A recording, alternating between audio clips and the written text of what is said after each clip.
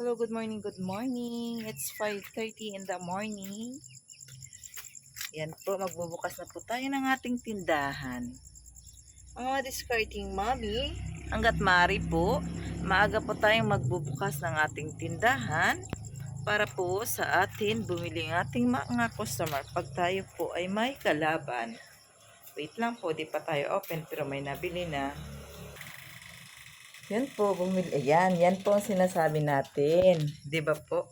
Kahit close pa po tayo, sa atin po bumibili ang ating mga customer kasi wala po tayong kalaban. So, yun po ang kagalingan ng maaga ang pagbukas ng tindahan. Wait po, i-open ko lang po.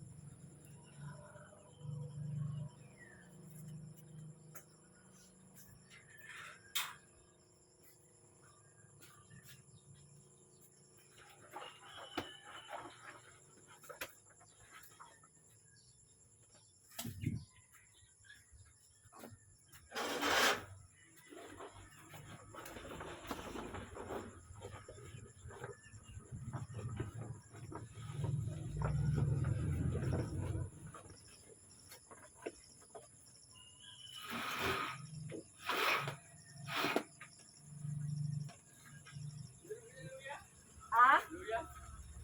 Meron din. Luya lang? Sige na.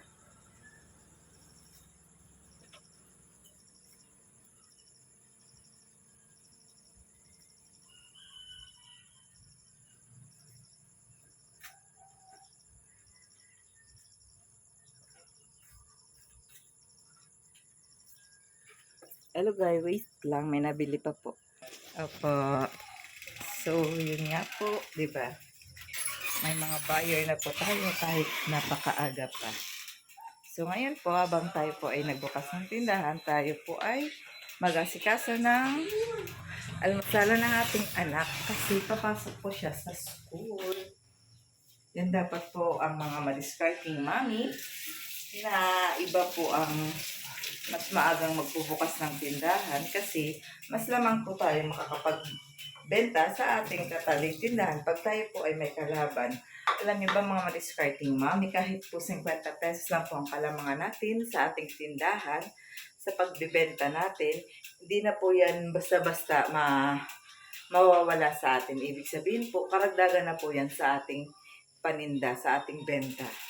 Kaya dapat po hanggat maaari po, pag tayo po ay nandito lang sa ating bahay, huwag po nating hahayaan na late na po tayong magbubukas ng ating tindahan sapagkat tayo din po ay may mga customer na umaasa sa atin.